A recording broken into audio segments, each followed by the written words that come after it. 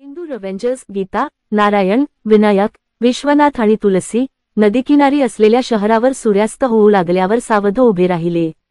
अचानक भयानक किंकाळ्यांचा एक समूह हवेत प्रतिध्वनित झाला आणि सावल्यांमधून दुष्ट राक्षसांची एक टीम बाहेर आली.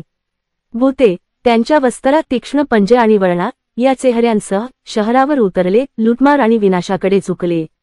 हिंदू रेव्हेंजर्स कृतीत उतरले, त्यांच्या मशीन गन सज्ज होत्या. युद्ध सुरू असतानाच हवेत गोळीबार आणि स्फोटांचा आवाज आला. राक्षस अथक होते, परंतु हिंदू रेव्हेंजर्स यांनी शहर वाचवण्याचा निर्धार केला होता. गीताने तंतोतंत शॉट्ससह अनेक राक्षसांना नष्ट केले, तर नारायण आणि विनायक यांनी कव्हर फायर प्रदान केले. विश्वनाथ आणि तुलसी पुढे सरसावले, त्यांच्या तोफा धगधगत होत्या, राक्षसांना डावीकडे आणि उजवीकडे नेत होते. इमारती आणि गाड्या भंगारात कमी झाल्यामुळे लढा तीव्र होता.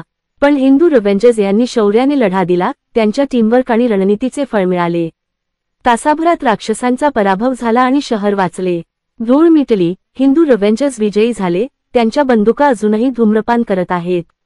शहराचे रहिवासी त्यांच्या घरातून बाहेर पडले, हिंदू रेव्हेंजर्स यांचा त्यांच्या शौर्याबद्दल जयजयकार करत आणि त्यांचे आभार मानत. त्यांनी दिवस वाचवला.